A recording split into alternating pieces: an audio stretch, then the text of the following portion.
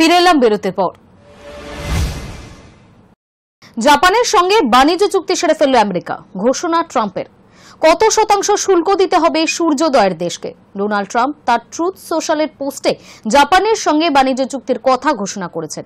তার দাবি, এই চুক্তির ফলে লক্ষ লক্ষ কর্মসংস্থানের সৃষ্টি হবে, যা আগে কখনো হয়নি।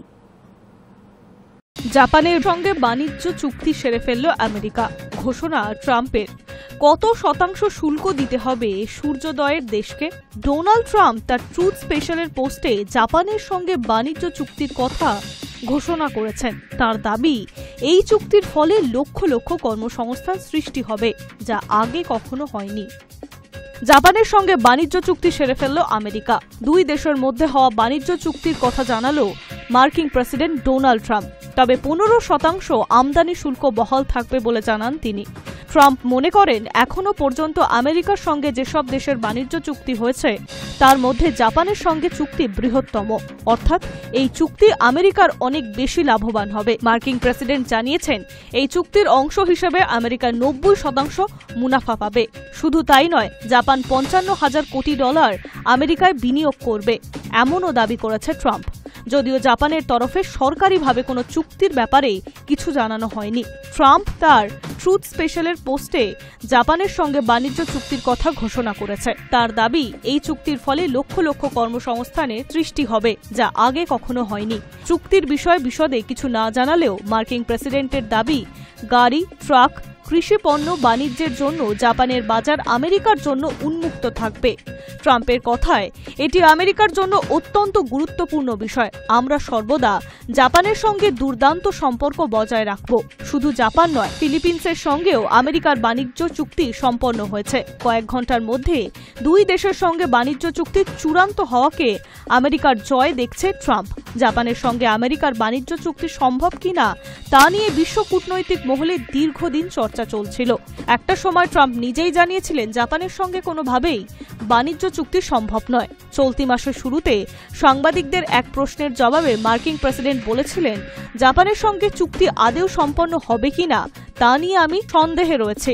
আমরা জাপানের সঙ্গে আলোচনা করছি, তবে আমরা কোনো চুক্তির দিকে এগোতে পারবো কিনা তা নিয়ে আমি এখনই নিশ্চিত নই। পাশাপাশি জাপানকে প্রতারক বলেও আক্রমণ করেছিল ট্রাম্প। ইতিমধ্যেই জাপানকে শুল্ক চিঠি পাঠিয়ে দিয়েছে মার্কিন প্রেসিডেন্ট। সেই চিঠিতে তিনি স্পষ্ট করে দেন, জাপানের পণ্যের ওপরে 25% শুল্ক আরোপ করা হবে। তাছাড়া ইস্পাত, অ্যালুমিনিয়াম এবং মোটর গাড়ি ও তার যন্ত্রাংশের ওপরে আরও বাড়তি শুল্ক চাপানো হতে পারে।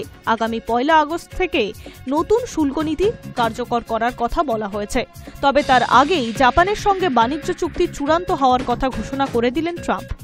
জাপান, ফিলিপিন্সের মতো দেশের সঙ্গে বাণিজ্য চুক্তি চূড়ান্ত হলেও এখনো ভারতের সঙ্গে চুক্তির ভবিষ্যৎ কি তা নিয়ে আলোচনা চলছে। যদিও ভারতের পণ্যের উপরে পাল্টা রফতানি শুল্ক আরোপের কথা এখনও ঘোষণা করেননি ট্রাম্প। মার্কিন প্রেসিডেন্ট বারবার দাবি করেছেন যে দ্রুত ভারতের সঙ্গে আমেরিকার বাণিজ্য চুক্তির কথা ঘোষণা করতে পারবেন বলে তিনি আশাবাদী। তবে সূত্রের খবর, বেশ কয়েকটি বিষয় নিয়ে দুই দেশের মধ্যে এখনও মতপার্থক্য রয়েছে। তবে তার সমাধানের চেষ্টা চলছে বলে দাবি সরকারি সূত্রে। Hi News Network. আবার মাঝ আকাশে বিপত্তি। যাত্রীর পাওয়ার ব্যাংক থেকে আগুন লাগলো অস্ট্রেলিয়ার বিমানে। কিভাবে রক্ষা? সোমবার ভার্জিন অস্ট্রেলিয়ার VA1528 বিমানটি অস্ট্রেলিয়ার সিডনি থেকে হোবার্টের উদ্দেশ্যে রওনা দিয়েছিল, কিন্তু অবতরণের কিছুক্ষণ আগে আচমকাই ওভারহেড লকার থেকে গল গল করে ধোঁয়া এবং আগুন বেরোতে দেখা যায়।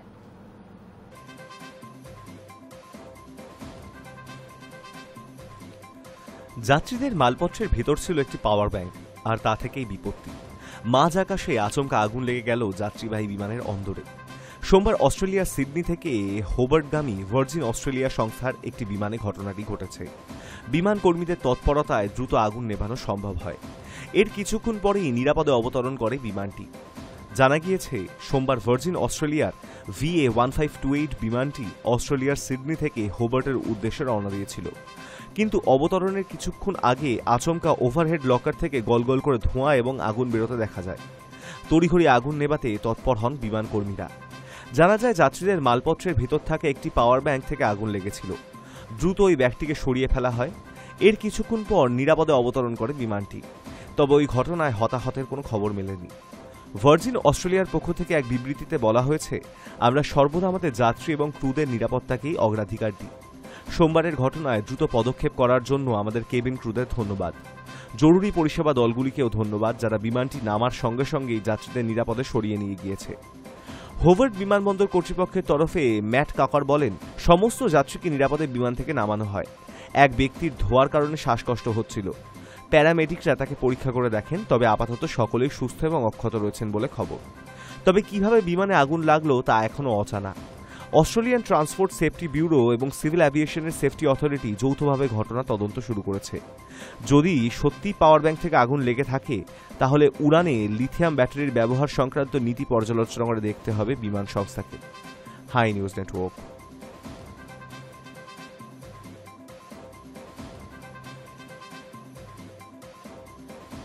এবার পুজোয় মুক্তি পাবে রক্তবীজ 2।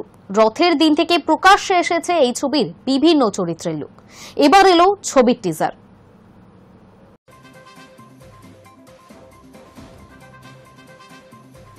রথের দিন থেকে শুরু হয়েছে এবার পুজোর ছবি রক্তবীজ 2 এর বিভিন্ন চরিত্রদের লুক প্রকাশ্যে আসা।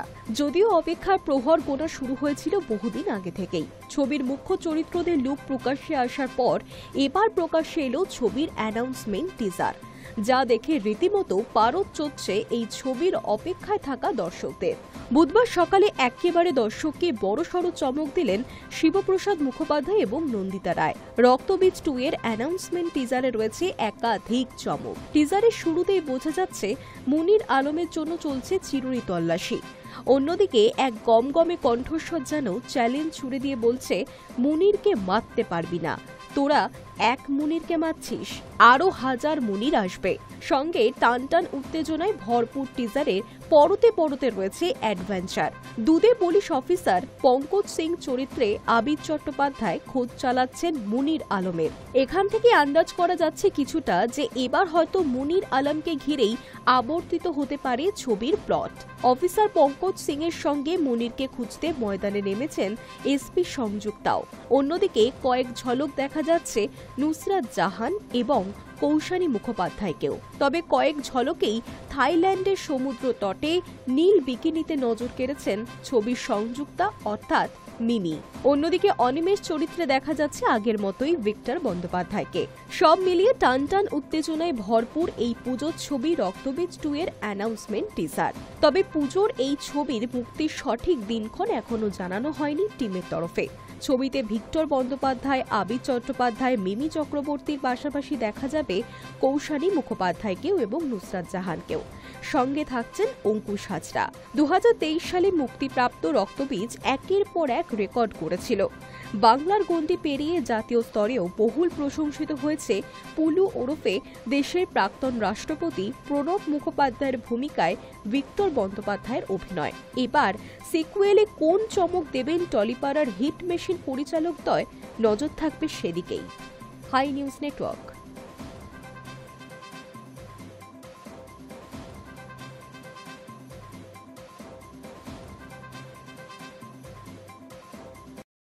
ক্ষণিকের বিরতির পর ফের পর্দায় ফিরছেন ছোট পর্দার অভিনেত্রী মধুবনী গোস্বামী।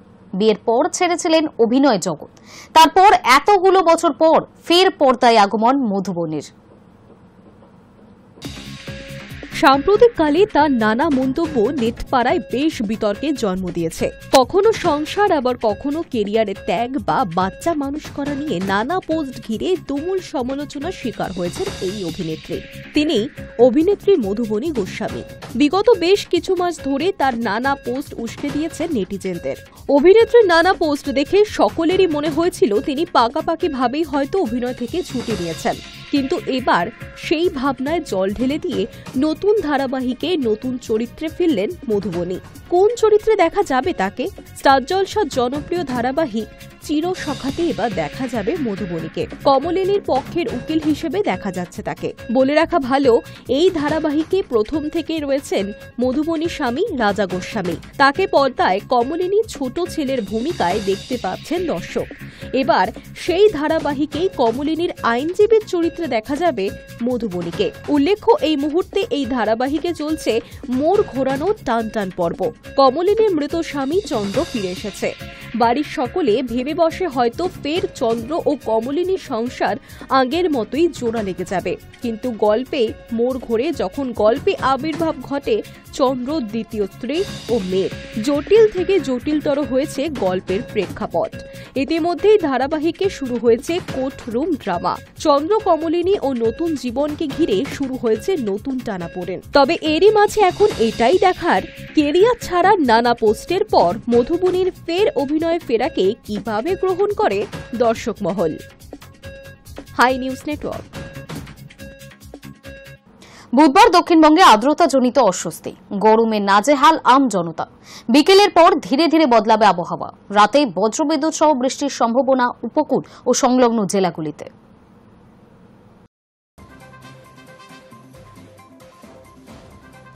বুধবার দক্ষিণবঙ্গে আর্দ্রতাজনিত অস্বস্তি বাড়বে, গরমে নাজেহাল হবে আম জনতা। বিকেলের পর ধীরে ধীরে বদলাবে আবহাওয়া, রাতে বজ্রবিদ্যুৎ সহ বৃষ্টির সম্ভাবনা উপকূল ও সংলগ্ন জেলাগুলিতে। আগামীকাল অর্থাৎ বৃহস্পতিবার থেকে মেঘলা থাকবে আকাশ, বিক্ষিপ্তভাবে ভারী বৃষ্টি শুরু হবে দক্ষিণবঙ্গের জেলাগুলিতে।